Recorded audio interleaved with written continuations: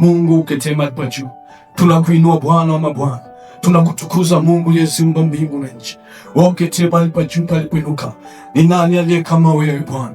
Asante kwa ajili ya majira hii Bwana, imekupendeza sisi kuja mbele zako Baba. Tunakurudishia sifa na heshima na utukufu. Asante kwa ajili ya neema yako ya ajabu. Asante kwa ajili ya pumzi ya hai. Asante kwa ajili ya vazi la uzima. Pokea sifa, pokea heshima, pokea utukufu. Uweza na mamlaka ni vyako Bwana. Tunakuinua na kukutukuza Bwana, tukikupa sifa na heshima na utukufu. Uweza na mamlaka ni vyako Bwana. Tunakupa sifa, heshima, utukufu, uweza, mamlaka ni vyako. Tunakaribisha uwepo wako na nguvu zako mahali hapa Bwana, ukapate kudhihirisha nguvu zako mahali hapa Bwana. Roho wako Mtakatifu akashuke mahali hapa Bwana. Roho wako Mtakatifu akashuke kwa kila tusikia neno hili. Mungu tukufu mwenye enzi zote, uketie mahali pa juu palipoinuka. Roho Mtakatifu kamata akili na fahamu zote, yote atakayesikia neno hili Baba, katika jina la Yesu na kwa damu ya mwana kondoo. Mungu mwenye nguvu zote, tunakuinua na kukutukuza Bwana. Mahali pa juu sana tunakuinua, maana unastahili Bwana. Wewe ambao umekuwa mwaminifu kwenye maisha yetu,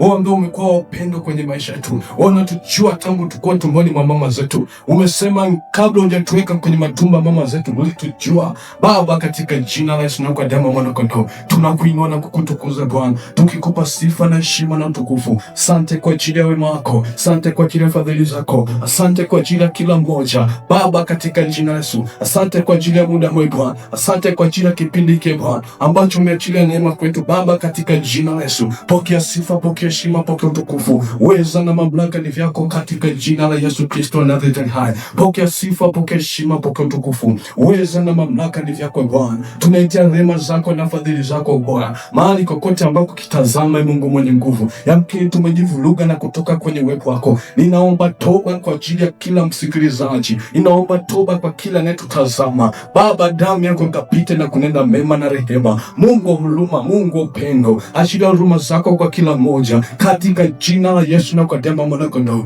Ninaitia uwepo wako na nguvu zako Baba, katika jina la Yesu na kwa damu ya Yesu Kristo Nazareti hai. Amen. Bwana Yesu apewe sifa na Mungu. Nawakaribisha tena, ni siku nyingine ambayo tumepata kibali mbele za Bwana, siku ambayo tunaenda kutafakari neno kwa ufupi. Bwana Yesu apewe sifa.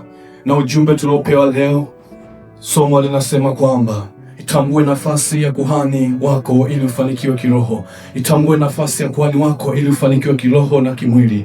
Bwana Yesu apewe sifa. Katika maisha ya watu, katika ulimwengu wa roho, katika maisha ya mtu ya kiroho na kimwili, Bwana Yesu apewe sifa, yanahitaji kuwa na kiongozi. Bwana Yesu apewe sifa sana. Hata Mungu hutumia watumishi wake, hata shetani naye anatumianga watumishi wake kwa ajili ya kuwafanikisha watu wake. Bwana Yesu apewe sifa. Sisi tupo kwa ajili ya kujifunza namna nzuri ya kumtumia kuhani. Je, unaitambua nafasi ya kuhani kwenye maisha yako? Je, unatambua umuhimu wa kuhani kwenye maisha yako? Au unaenda madhabahuni, kanisani kwa mazoea? Bwana Yesu apewe sifa sana. Jifunze namna nzuri ya kumtumia kuhani ili ufanikiwe. Watu wengi hatuna matokeo mazuri kwa sababu gani? Hatujui namna nzuri ya kuweza kuishi na makuhani. Hatujui namna nzuri ya kuweza kuwatumia makuhani. Bwana Yesu apewe sifa sana. Kuhani amewekwa ili kuongoza watu katika safari ya kuelekea kwenye uzima wa milele. Kuhani amewekwa na Mungu ili kuwasaidia wanadamu kwa ajili ya kufanikiwa maisha ya kiroho na kimwili. Bwana Yesu apewe sifa sana.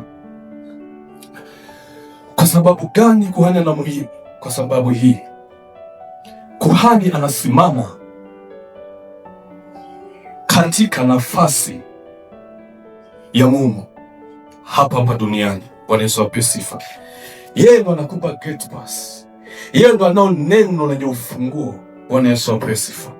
Yeye ndo anatoa ile tiketi au kibali kwamba kitu fulani hiki ukafanye, ubarikiwe mwanangu. Bwana Yesu apewe sifa sana. Hiyo ndio kazi ya kuhani. Kuhani ni mtu ambaye amepewa neema, na neema aliyopewa si kwa ajili yake peke yake, bali ni kwa ajili ya wale anaowaongoza. Bwana Yesu apewe sifa sana. Ni upendo wa Mungu ambao unazidi kudhihirisha kwa watu wako. Ndio upendo ambao unazidi kudhihirisha, na alisema kwamba sitawaacha hata mwisho wa dahari. Ametuwekea makuhani. Bwana Yesu apewe sifa. Je, unaitumbua nafasi ya kuhani kwenye maisha yako, katika safari yako ya kiroho, kwenye maisha yako na mafanikio yako? Je, unaitambua nafasi ya kuhani? Bwana Yesu apewe sifa. Siri ya ushindi wa vita zako, siri ya mafanikio kwenye uchumi wako, siri ya mafanikio kwenye kila unachokifanya, lazima kuhani ahusike. Bwana Yesu apewe sifa. Naomba tusome kitabu, soma kutoka kwenye kitabu cha Kutoka mstari wa 17. Tuone maneno ya Mungu yanatuambia nini kwa habari ya kuhani. Kutoka 17 ule mstari wa 8 na kuendelea. Neno la Bwana linasema, wakati huo Waamaleki wakatoka wakapigana na Israeli huko Refidimu. Musa akamwambia Yoshua, tuchagulie watu ukatoke upigane na Waamaleki. Kesho nitasimama juu ya kilele kile, na ile fimbo ya Mungu nitakuwa nayo mkononi mwangu. Basi Yoshua akafanya kama Musa alivyomwambia, akapigana na Waamaleki, na Musa na Haruni na Huri wakapanda juu ya kile kilima. Ikawa Musa alipoinua mkono wake, Israeli walishinda, na aliposhusha mkono wake, Amaleki alishinda. Lakini mikono ya Musa ilikuwa mizito, basi wakatwaa jiwe wakaliweka chini yake, akalikalia. Haruni na Huri wakategemeza mikono yake, mmoja upande huu na mmoja upande huu. Mikono yake ikathibitika hata jua likapokuchwa.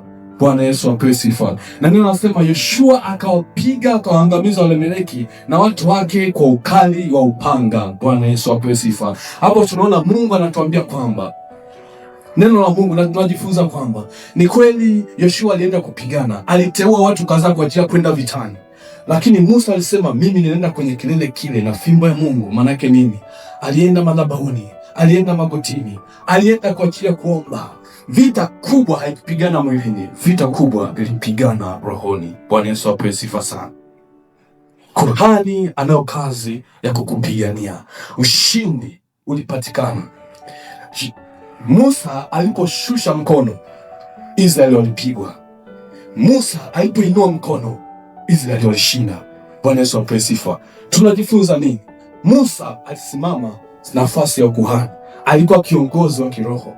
Bwana Yesu apewe sifa. Lakini alikuwa kiongozi ambaye anahakikisha kwamba wanafanikiwa kiroho na wanafanikiwa mwilini. Musa alihakikisha kwamba nikitengeneza mambo rohoni, ushindi utapatikana mwilini. Bwana Yesu apewe sifa sana. Biashara ulionayo, usianze biashara bila kuhani. Huwezi kufanikiwa bila kuhani. Hakuna mtu yoyote mashuhuri duniani, hakuna mtu yoyote ambaye ni famous bila kuhani. Asikudanganye mtu. Usitamani mafanikio ya mtu. Bwana Yesu apewe sifa sana. Ni lazima kuwa na kuhani ili ufanikiwe, ili upige hatua kwenye maisha, ili uishi maisha ya kumpendeza Mungu. Ukiachana na mafanikio yote, ile safari ya kuendea ufalme wa Mungu, bila kuhani hutafanikiwa. Huwezi kuwa chochote, huwezi kuwa yoyote bila kuhani.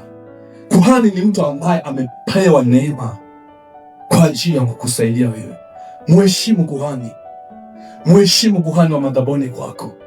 Umefanya nini kwa ajili ya kumsaidia? Haruni na Huri walikuwa pamoja na Musa kwa ajili ya kuhakikisha kwamba ile mikono haishuki.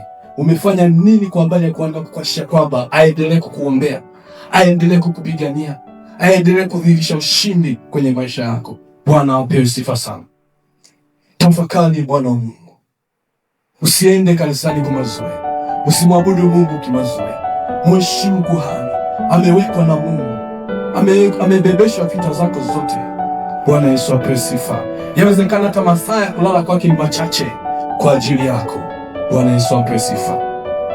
Shalom, shalom.